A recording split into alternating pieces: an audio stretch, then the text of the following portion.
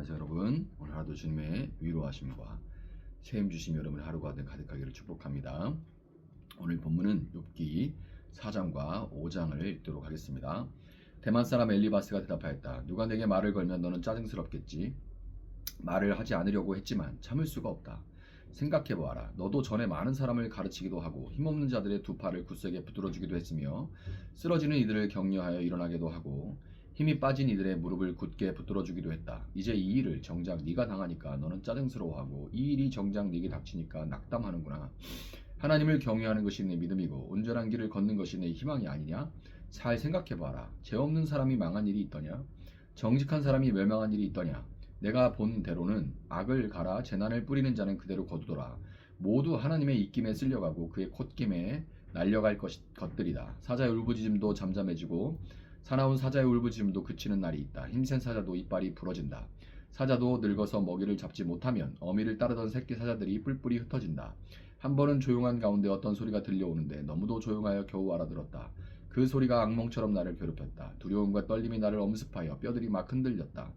어떤 영이 내 앞을 지나가니 온몸에 털이 곤두섰다. 영이 멈추어 서기는 했으나 그 모습은 알아볼 수가 없고 형체가 어렴풋이 눈에 들어오는데 죽은 듯 조용한 가운데서 나는 이런 소리를 들었다. 인간이 하나님보다 의로울 수 있겠으며 사람이 창조주보다 깨끗할 수 있겠느냐. 하나님은 하늘에 있는 당신의 종들까지도 믿지 않으시고 천사들에게마저도 허물이 있다고 하시는데 허물며 흙으로 만든 몸을 입고 티끌로 털을 삼고 하루살이에게라도 눌려 죽을 사람이겠느냐. 사람은 아침에는 살아있다가도 저녁이 오기 전에 예고도 없이 죽는 것, 별수 없이 모두들 영원히 망하고 만다. 생명줄만 끊기면 사람은 그냥 죽고 그 줄이 끊기면 지혜를 찾지 못하고 죽어간다. 욥기 5장. 어서 부르짖어 보아라. 내게 응답하는 이가 있겠느냐. 하늘에 있는 거룩한 이들 가운데서 그 누구에게 하소연할 수 있겠느냐. 미련한 사람은 자기의 분노 때문에 죽고 어리석은 사람은 자기의 질투 때문에 죽는 법이다. 어리석은 사람의 뿌리가 뽑히고 어리석은 자의 집이 순식간에 망하는 것을 내가 직접 보았다. 그런 자의 자식들은 도움을 받을 데가 없어서 재판에서 억울한 일을 당해도 구해주는 이가 없었고 그런 자들이 거두어들인 것은 굶주린 사람이 먹어치운다. 가시나무 밭에서 자란 것까지 먹어치운다. 목마른 사람이 그의 재산을 삼켜버린다. 재앙이 흙에서 일어나는 법도 없고 고난이 땅에서 솟아나는 법도 없다. 인간이 고난을 타고 태어나는 것은 불티가 위로 나는 것과 같은 이치이다. 나 같으면 하나님을 찾아서 내 사정을 하나님께 털어놓겠다. 그분은 우리가 측량할 수 없는 큰 일을 하시며 우리가 헤아릴 수 없는 기이한 일을 하신다. 땅에 비를 내리시며 밭에 물을 주시는 분이시다. 낮은 사람을 높이시고 슬퍼하는 사람에게 구원을 보장해 주시며 간교한 사람의 계획을 꺾으시어 그 일을 이루지 못하게 하신다. 지혜롭다고 하는 자들을 제 꾀에 속게 하시고 교활한 자들의 꾀를 금방 실패로 돌아가게 하시니 대낮에도 어둠을 만날 것이고 한날에도 밤중처럼 더듬을 것이다. 그러나 하나님은 가난한 사람들을 그들의 칼날 같은 입과 억센 소나기로부터 구출하신다. 그러니까 비천한 사람은 희망을 가지지만 불의한 사람은 스스로 입을 다물 수밖에 없다. 하나님께 징계를 받는 사람은 그래도 복된 사람이다. 그러니 전능하신 분의 훈계를 거절하지 말아라. 하나님은 찌르기도 하시지만 싸매어 주시기도 하시며 상하게도 하시지만 손수 낮게도 해주신다. 그는 6가지 환난에서도 너를 구원해 주시며 7가지 환난에서도 재앙이 내게 미치지 않게 해주시며 기근 가운데서도 너를 굶어 죽지 않게 하시며 전쟁이 벌어져도 너를 칼에서 구해 주실 것이다. 너는 혀의 저주를 피할 수 있어 파멸이 다가와도 두려워하지 않을 것이다. 약탈과 굶주림쯤은 비웃어 넘길 수 있고 들짐승을 두려워하지도 않을 것이다. 너는 들에 흩어진 돌과도 계약을 맺으며 들짐승과도 평화롭게 지내게 될 것이다. 그래서 너는 집안이 두루 평안한 것을 볼 것이며 가축 우리를 두루 살필 때마다 잃은 것이 없는 것을 볼 것이다. 또 자손도 많이 늘어나서 땅에 풀같이 많아지는 것을 보게 될 것이다.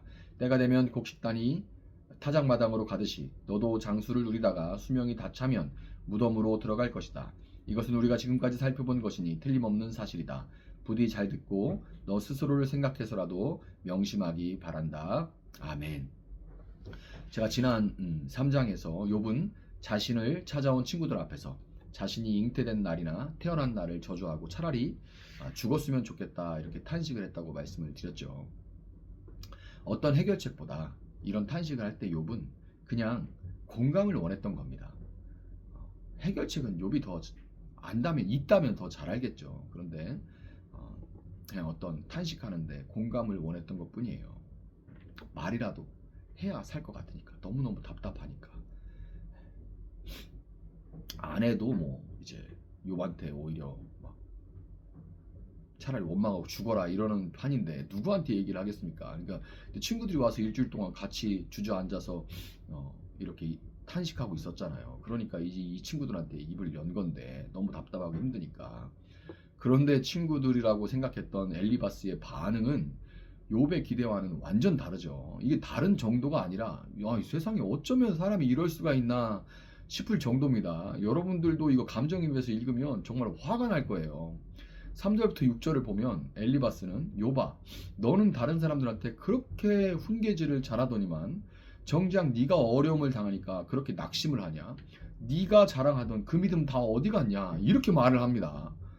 말하면서도 화가 나네요. 근데 여러분 이거를 그냥 남의 이야기라고 생각하지 마시고 내가 몹쓸 병에 걸려서 병원에 누워가지고 이제 고통스러워 하면서 탄식을 하고 있는데 교회 목사님이 신방을 와가지고 차라리 오지를 말든지 신방을 와가지고 아무개 집사 아무개 권사 남들 어려울 때 우리 집 아무개 집사 아무개 권사 참 이렇게 조언도 잘하고 좋은 믿음 좋은 소리 참 잘하더니만은 아니 집사 아무개 집사 아무개 권사 얘기하던 그 좋은 믿음 다 어디 갔어? 다 잘 될 거야. 잘 버텨봐.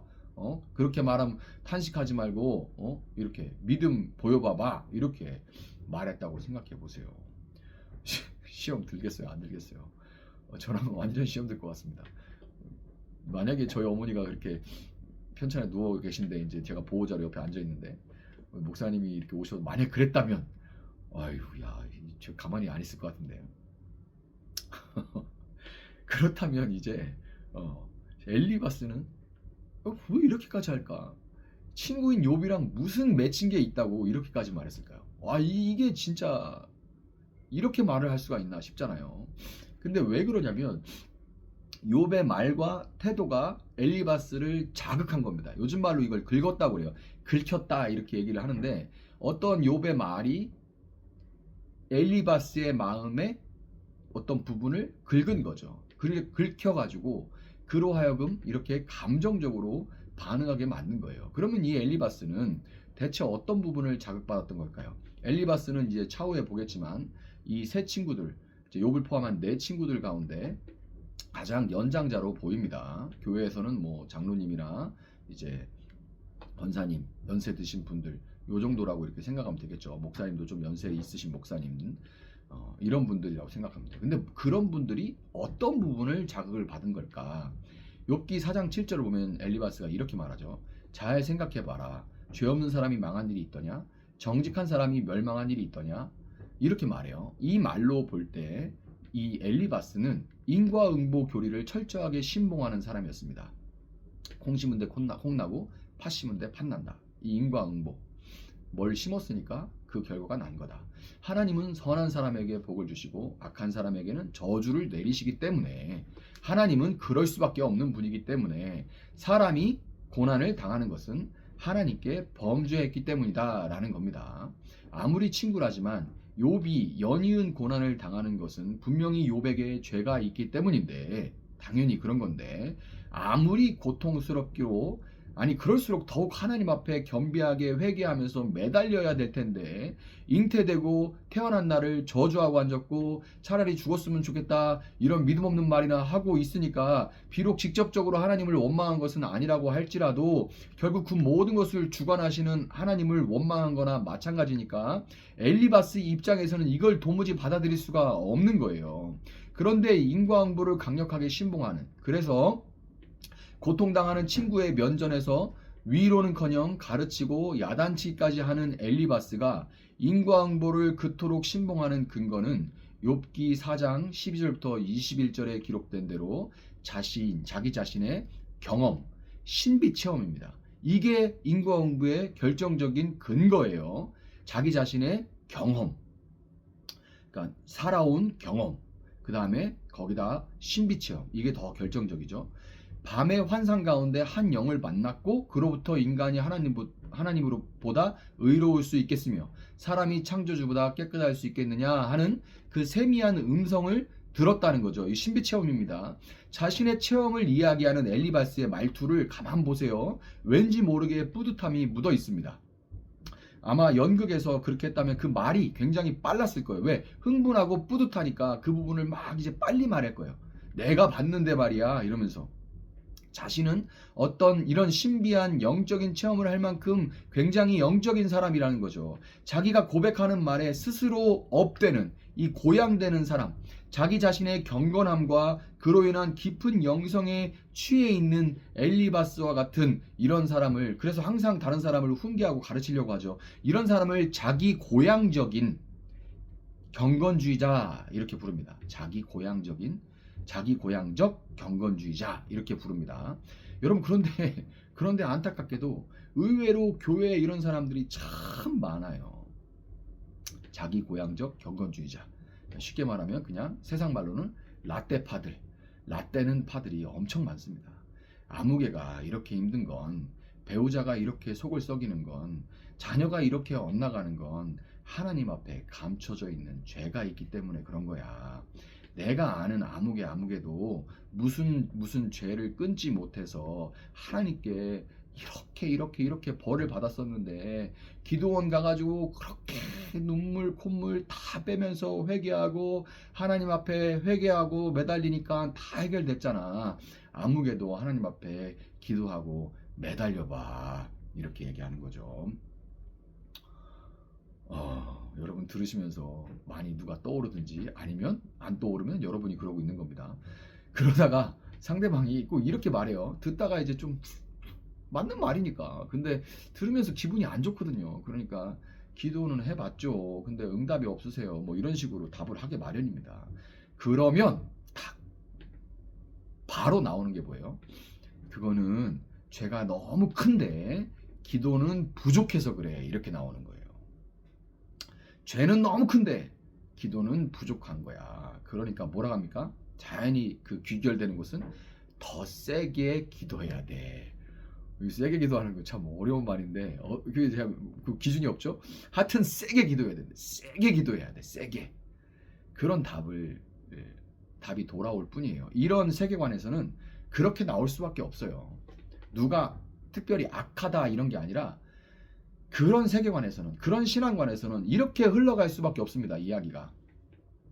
자, 여기다가 이제 한마디가 더 붙죠. 항상 내가 기도해 봤더니 하나님이 아무개 집사, 아무개 성도, 아무개 권사가 하나님은 이쪽에 계신데, 이쪽에서 아무개 권사를 바라보고 계신데 아무개 집사, 아무개 권사는 다른 곳을, 이렇게 하나님과 다른 곳을 바라보고 있는 그런 모습을 내가 기도하는데 보여주시더라. 그러니까 너 똑바로 지금 하나님 안 보고 있다 이 얘기인 거예요. 어쨌든 근데 그거는 굉장히 신비 체험이잖아요. 내가 환상을 봤다 이거니까. 기도하는 가운데 환상을 봤다. 이런 신비 체험까지 곁들여지니까 나는 모르는데, 나는 못 봤는데 이 사람 봤대.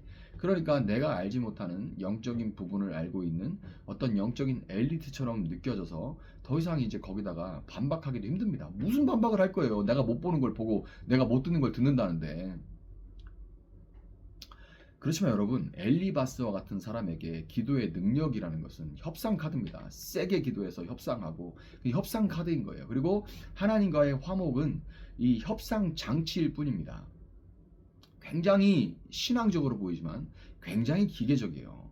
신앙으로 잘 포장되어 있을 뿐, 그 사람은, 그런 신앙관은 신앙이 아니라 종교적인 기계장치 같이 이렇게 넣으면 막 기계가 돌아가고, 기름치면 잘 돌아가고, 더 많이 넣으면 뭐 더 많은 생산물이 나오고, 이런 기계장치인 거예요. 종교적인 기계에 가깝습니다.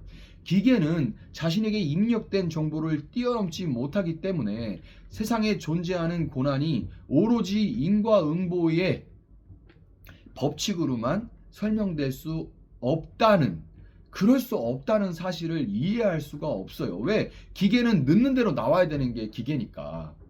이 세계관, 이 신앙관에서는 그것이 전부가 아니라는 것을 이해할 수가 없어요. 더 세게 하면 더 많이 나올 수밖에 없는 거고, 안 나온다는 건 더 세게 하지 못했다는 거예요.